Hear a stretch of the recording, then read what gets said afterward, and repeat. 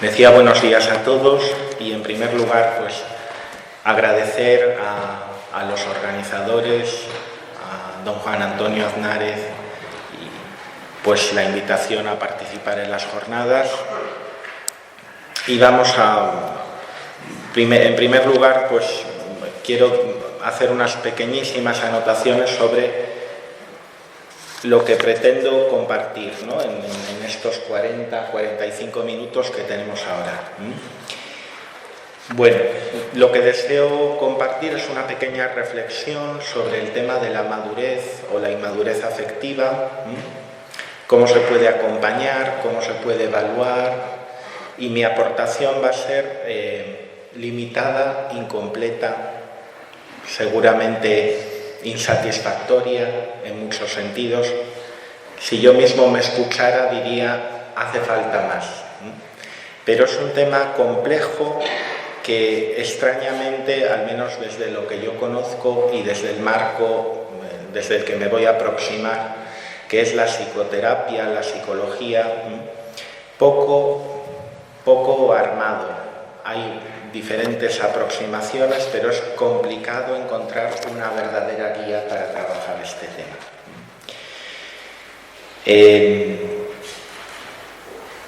La ciencia de la psicología es un marco apropiado para abordar la cuestión de la inmadurez afectiva.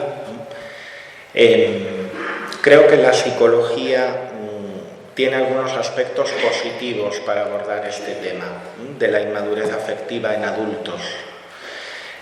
Señalaré tres, seguramente haya más, pero en primer lugar tiene como aspecto positivo que hoy en día me parece que en muchos ámbitos se confía en la psicología, así como en otros se desconfía de ella.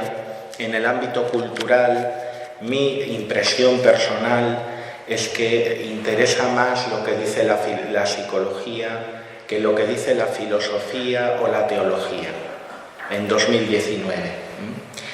Y eso da una oportunidad a la psicología para decir algo valioso, útil para las personas, ¿no? Que quizás pueda tener un cierto impacto en la cultura.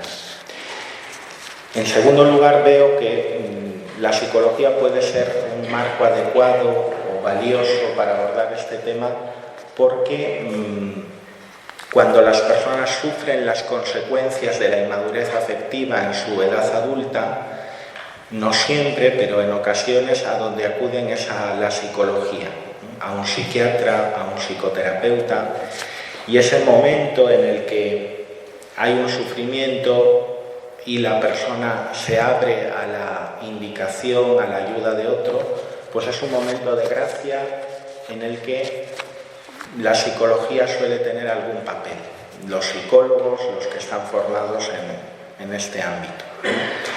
Y por último, creo que tiene algunas herramientas útiles para trabajar estos temas y es probablemente un marco de intervención que no podemos obviar.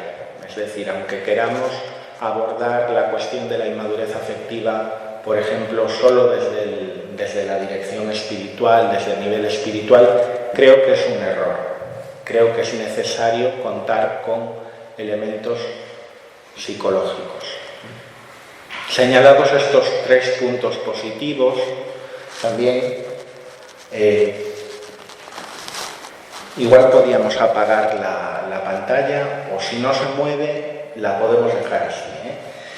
Señalados estos tres puntos positivos, también me gustaría señalar algunas limitaciones muy importantes que la psicología tiene en este momento, a mi juicio, para abordar adecuadamente este tema. Primero, señalar que, desde mi comprensión, la psicología nace como ciencia. Si pensamos en el ámbito psicoterapéutico, en el ámbito de ayuda, buscando tratar la enfermedad. Y todavía hoy es muy complicado encontrar en la psicología una propuesta comprensible de lo que es la plenitud de la persona. Antropológicamente, la psicología como ciencia se construye en su origen y todavía hereda un nacimiento que busca sanar la patología, abordar la cuestión de la patología.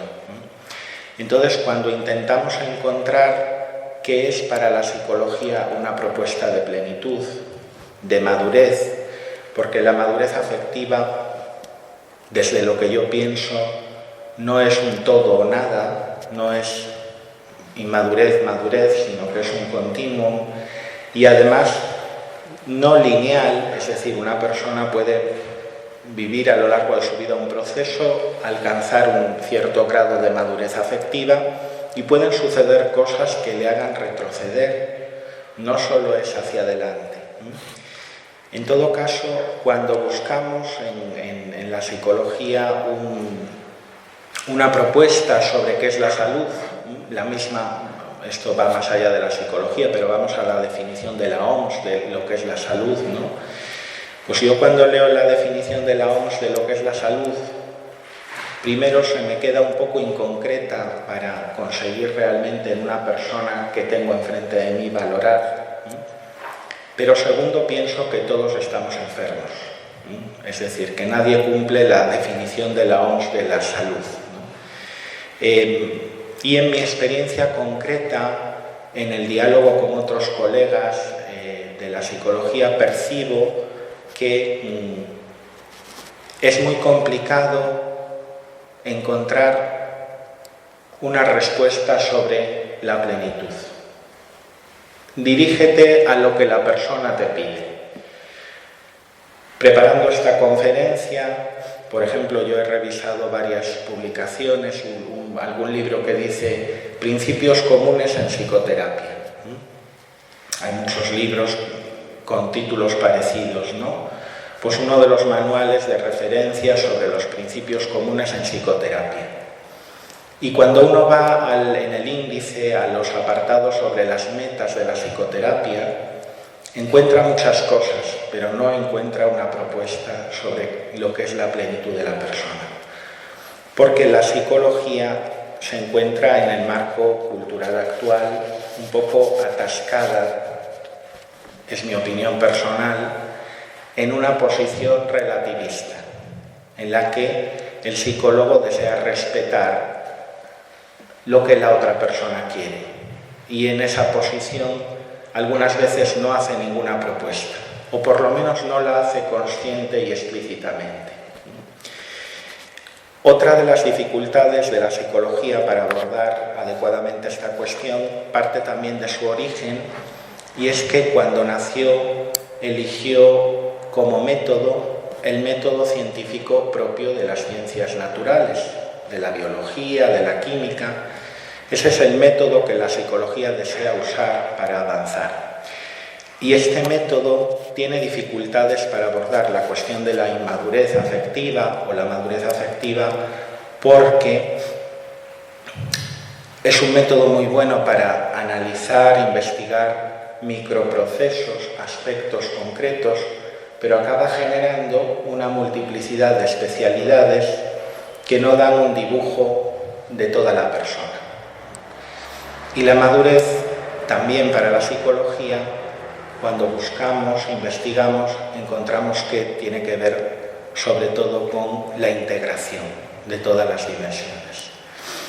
Es evidente que detrás de todas las propuestas psicoterapéuticas, los modelos psicológicos, podemos encontrar una propuesta antropológica.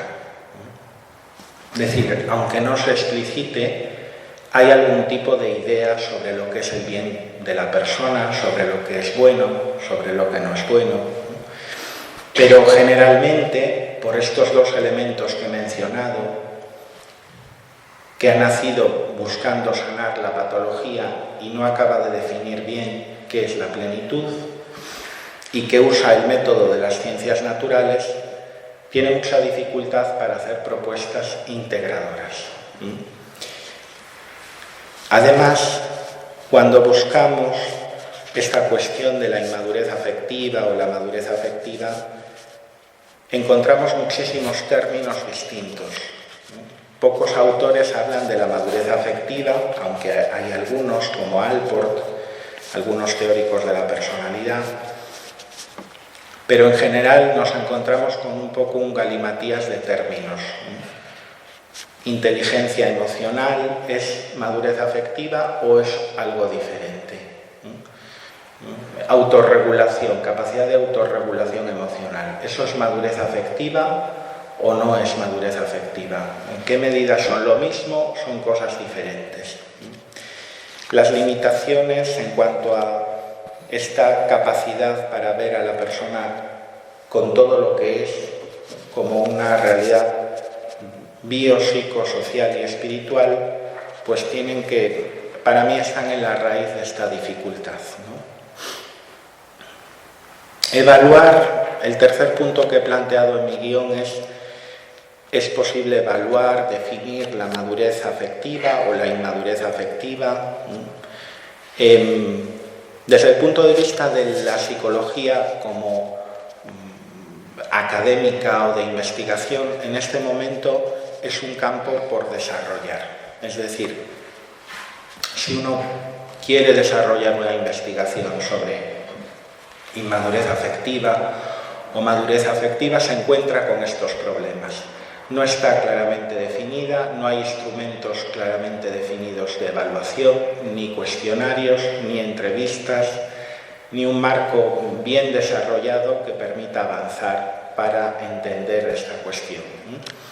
Aunque desde una perspectiva clínica es evidente que los psicólogos evaluamos la madurez afectiva o la inmadurez afectiva. Acaba de ser publicado hace nada en la revista de Teología de la Universidad de Navarra un artículo de Carlos Chiclana, un psiquiatra de Madrid, en el que habla de la cuestión de la preparación de los seminaristas y de la formación, y fundamentalmente hace una propuesta, aborda, entre otras cuestiones, la cuestión de la madurez afectiva y da algunos elementos de evaluación. No me quiero meter en esa cuestión porque desequilibraría los 40-45 minutos que tengo, pero sí quiero decir que creo que la psicología tiene elementos para evaluar la inmadurez afectiva. Y ya, ahí nos hemos quedado.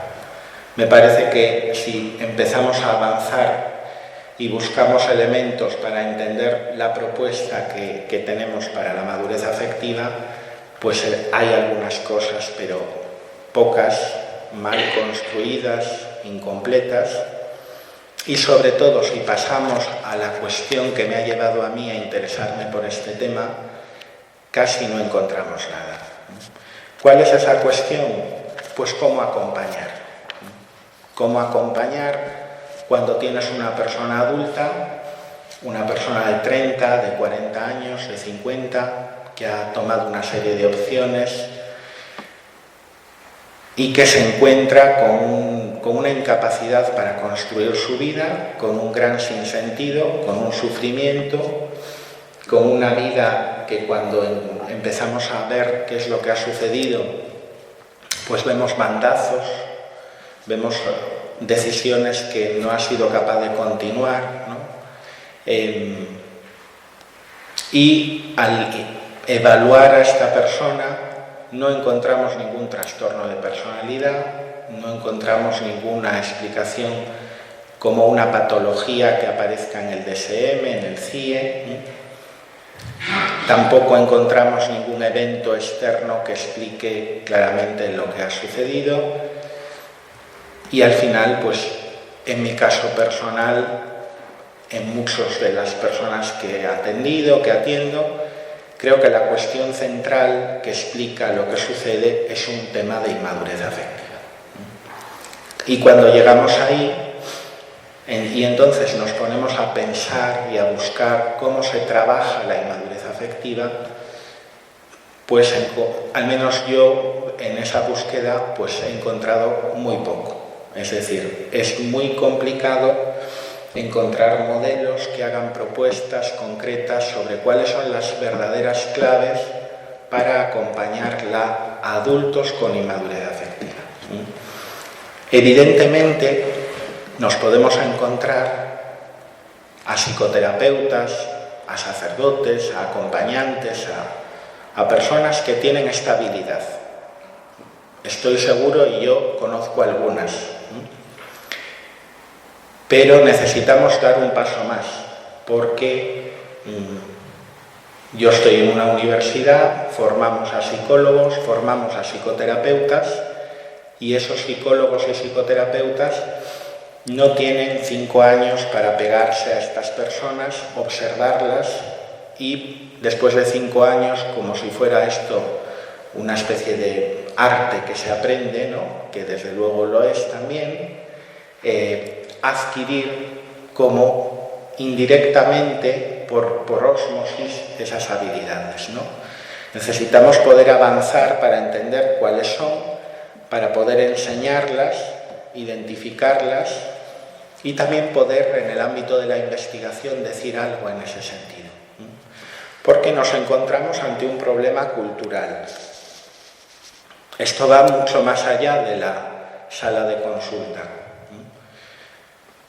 Estamos en un momento en el que las personas de 30 años, de 25, no todas, todo lo que estoy diciendo es una generalización, pero estoy tratando de compartir el dibujo de conjunto de lo que yo percibo. Hay una manera de aproximarse a la realidad que nos habla de un sujeto emotivo. Es decir, un sujeto que dice, si hago algo, ¿cómo me va a hacer sentir eso que hago? Si me hace sentir bien, debe ser bueno. Si me hace sentir mal, debe ser malo. Y esto llega a tal punto que las personas, cuando piensan su vida, cuando piensan lo que van a hacer mañana, lo que piensan es, ¿qué puedo hacer mañana domingo que me haga sentir bien? Se convierten en, su conducta empieza a estar orientada por la búsqueda de unas experiencias, de sentir una emoción, buscan sentir una emoción. Entonces yo mañana es domingo, pues el domingo pasado fui a misa y me hizo sentir bien. Voy a volver a ir mañana, a ver si me hace sentir igual que el domingo pasado, o mejor. O voy a pensar en, me gusta ir a este sitio, pues voy a ir a este sitio, porque me siento bien en este sitio, o me siento bien con esta persona, ¿no? Piensan y planifican sus acciones en base a una expectativa de cómo se van a sentir. Lo hacen. El problema es cuando uno no siente eso que esperaba sentir. Y el otro problema es que las emociones y los afectos son muy cambiantes. Y generalmente uno no siente lo mismo cada vez.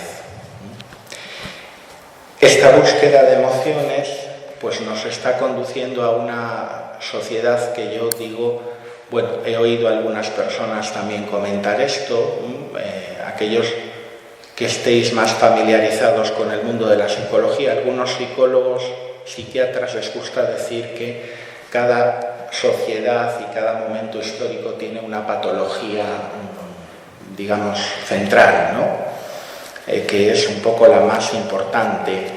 Y yo creo que estamos en un momento en el que el tema de la adicción, de la compulsión hacia elementos externos que nos hagan sentir de determinada manera, pues desde luego no sé si es lo central, pero ocupa muchísimo espacio y cada vez más.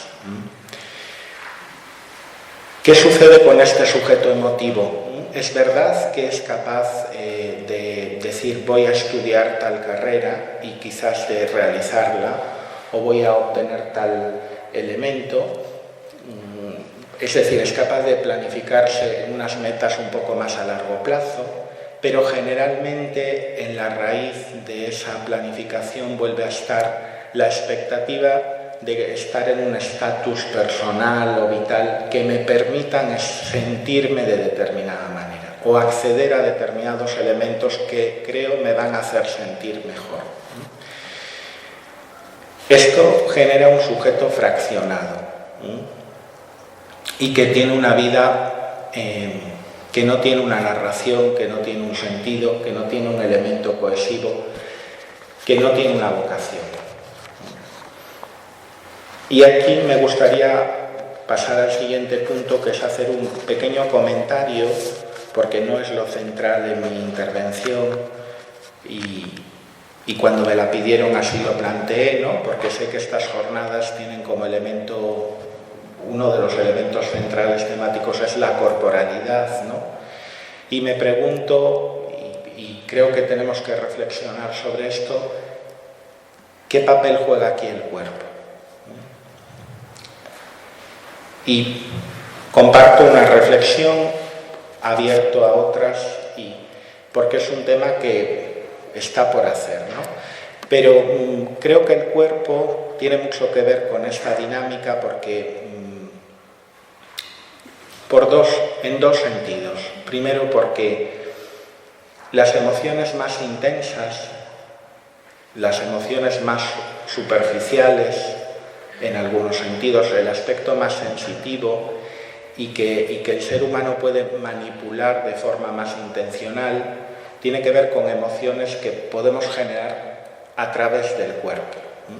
La sexualidad, una sustancia que nos produce determinada experiencia psicológica o psíquica y también produce unas emociones. Es decir, que en este sujeto que busca emociones, sentir emociones, muchas veces el cuerpo es utilizado como un instrumento para sentir esas emociones. Y algunas veces es el más útil, es el más dócil. Y este proceso de querer exprimir las emociones y en esta frustración de no conseguir sentir lo que quiero sentir, algunas veces se maltrata al cuerpo. Y se entra en una dinámica de cierta disociación, como si el cuerpo fuera algo que yo utilizo, ¿no? Una parte de mi persona, pero no soy yo. Y esto puede convertirse en una verdadera cárcel, es decir, en un elemento que aumenta la inmadurez, que aumenta la disociación. Pero la otra parte que yo pienso es que también es la puerta para hacer el camino de vuelta. Es decir, lo vemos en las adicciones. Cuando hay una adicción muy importante, rotunda, el cuerpo es la puerta, porque la posibilidad de colocar a la persona en un determinado lugar en el que en cierta medida voluntariamente y también en cierto grado involuntariamente es posible contenerla, gracias a que tiene un cuerpo que está allí, sí que sufre, pero que podemos al principio intentar ayudar con algunos elementos paliativos, es posible empezar a desandar ese camino de disociación, ¿no? Pienso en una experiencia concreta que conozco un poco, ¿no? Que es el modelo que tendrá elementos positivos y otros mejorables, pero que sin duda algunas personas, para personas que yo conozco ha sido útil, que es el modelo de proyecto hombre, ¿no? En el que en un momento determinado parte de la clave de ese proceso es ir a un lugar con tu cuerpo, va toda la persona, pero el cuerpo es la puerta para poder ayudar a iniciar ese camino de integración.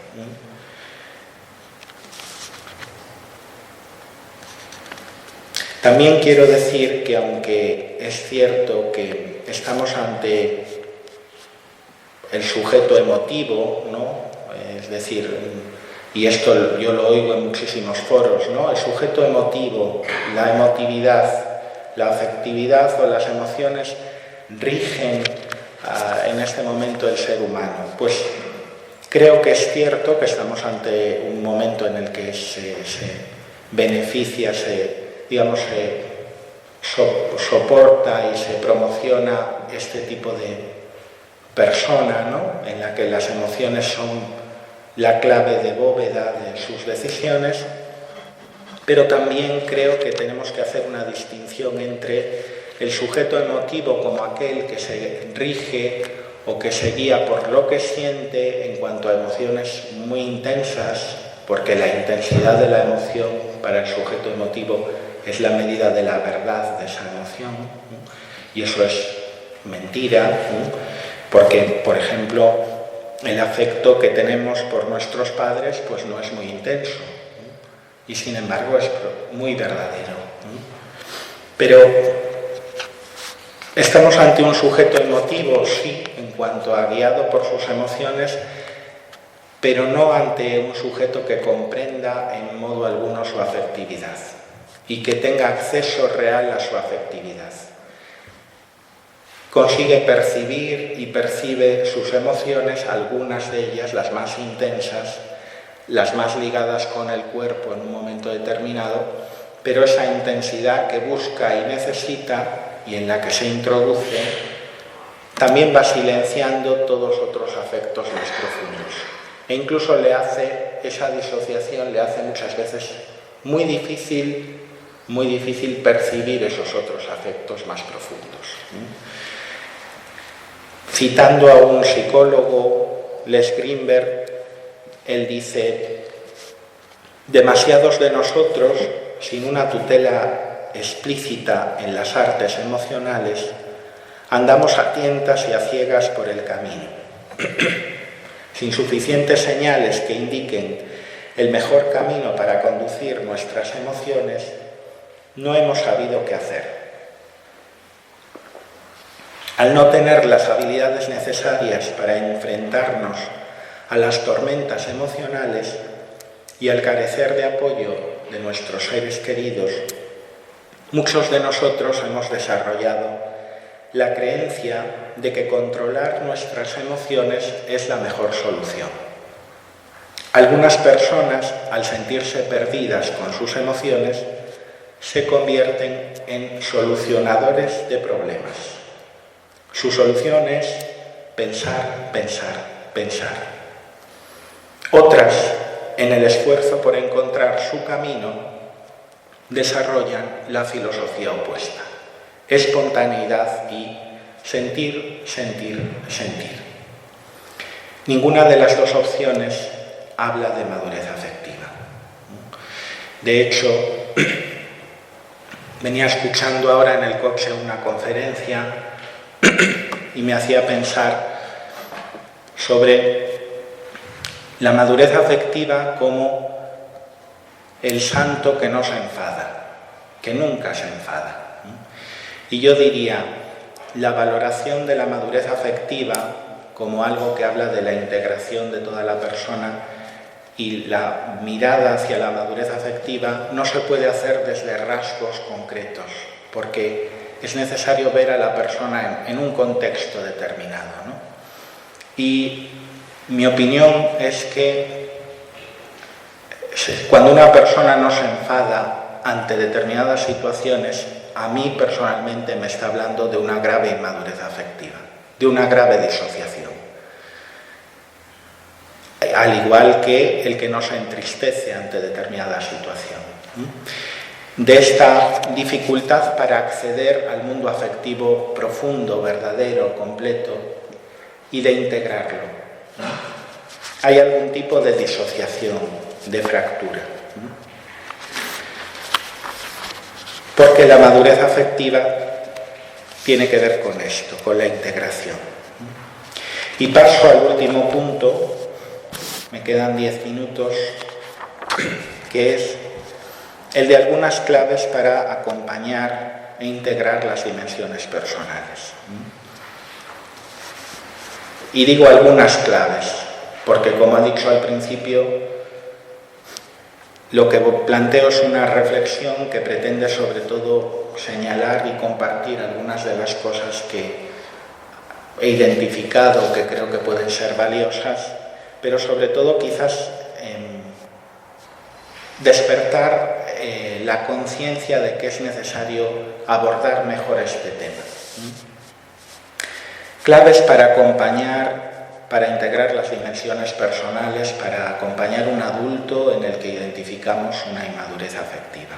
Bueno, en primer lugar yo diría que Una de las claves para mí es que cuando nos encontramos con alguien así, asumir que solamente desde la ayuda, el acompañamiento individual, sea profesional, sea en un marco más informal, me da igual. Es decir, que si estamos ante alguien a quien tenemos que acompañar y este es el tema, no podemos asumir que solo con nuestra ayuda vamos a poder ayudarle.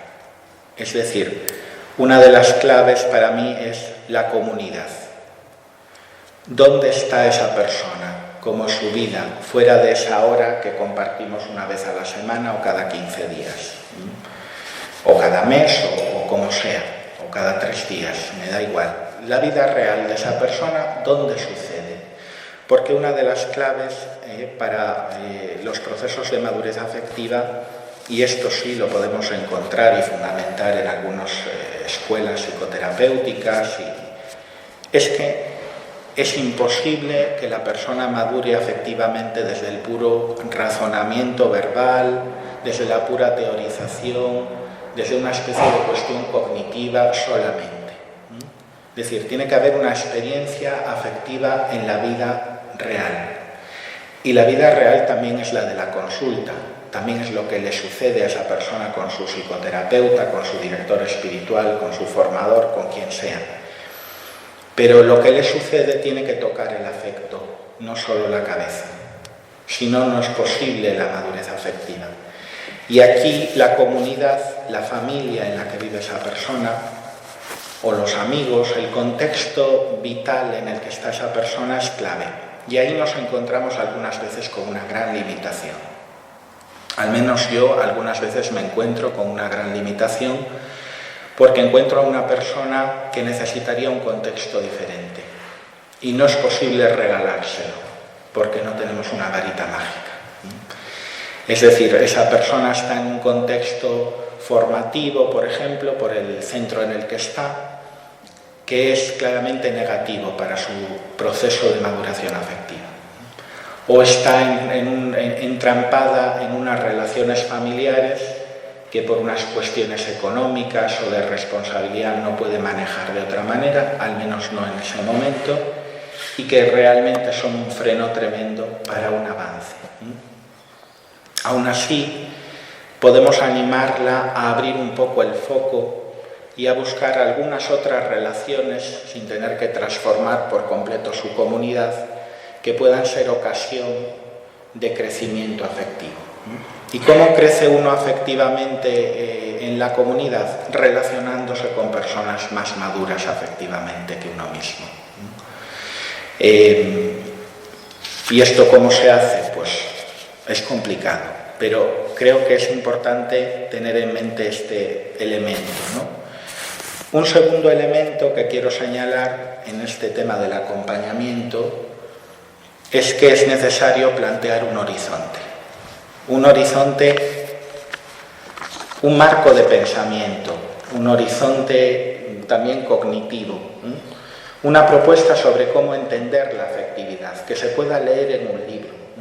El proceso de maduración afectiva no se da sin una conversión también de la mente, de las ideas y las concepciones cognitivas, la forma en la que entendemos lo que nos sucede. Esta forma en la que entendemos lo que nos sucede influye en nuestra forma de actuar y de gestionar nuestras emociones. Hoy en día la inundación de mensajes anómalos sobre la interpretación de la afectividad llega a tal grado que esto es una dificultad en sí misma. Independientemente de que hagamos una experiencia también afectiva y de que, como he dicho antes, es imposible ayudar a acompañar a alguien hacia la madurez afectiva sin esa parte de la experiencia afectiva integrada. Algunas veces conseguimos esas experiencias afectivas, pero las ideas, las asunciones, lo que hay en la cabeza de esa persona se convierten en un verdadero problema. Por eso no podemos dejar de hacer un trabajo de ofrecer determinadas lecturas, de abrir un marco de discusión también sobre el tema de la afectividad. Algunas veces esto puede venir, y creo que debe venir también, no solo ni principalmente del psicoterapeuta, sino quizás de otras personas de referencia, del contexto de esa persona, de las que ella se fíe, que pueda, porque para la conversión de la mente necesitamos un discurso que nos ayude a pensar, pero sobre todo necesitamos otorgar a ese otro que nos hace esa propuesta una confianza, para abrirnos a repensar la forma en la que pensamos. Un tercer punto es que creo que cuando hay una inmadurez afectiva importante, grave, con consecuencias para la vida en un adulto, es necesario una ayuda profesional, una compañía que no sea solamente un voluntariado, una persona que realmente tenga algunas técnicas, alguna formación y que pueda estar integrada en esta comunidad, en este otro proceso de conversión de la mente, para ayudar a trabajar determinados aspectos. Porque cuando nos encontramos con un adulto con una inmadurez afectiva y el grado de esta inmadurez llega a generar problemas, normalmente esto se da o porque no se han desarrollado suficientemente en un sentido evolutivo determinadas capacidades, es decir, porque el contexto en el que ha crecido y madurado esa persona ha tenido carencias importantes, o porque ha habido eventos traumáticos, elementos negativos que han alterado ese proceso. Y cuando entramos ahí, eso es enormemente delicado.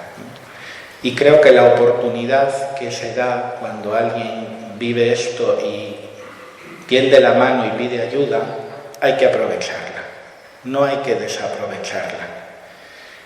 Y si uno es acompañado por alguien que no sabe, puede concluir que nadie le puede ayudar, porque ya probó, porque ya fue, porque ya le acompañaron y aquello no sirvió, no funcionó. Entonces aquí pues hay diferentes escuelas y modelos, como he dicho, a mi juicio ninguno de ellos aborda de forma suficiente esta cuestión, pero para acabar voy a mencionar un par de cuestiones sobre este aspecto un poquito más técnico. Ya estoy rozando la hora, pero he empezado un poquito más tarde.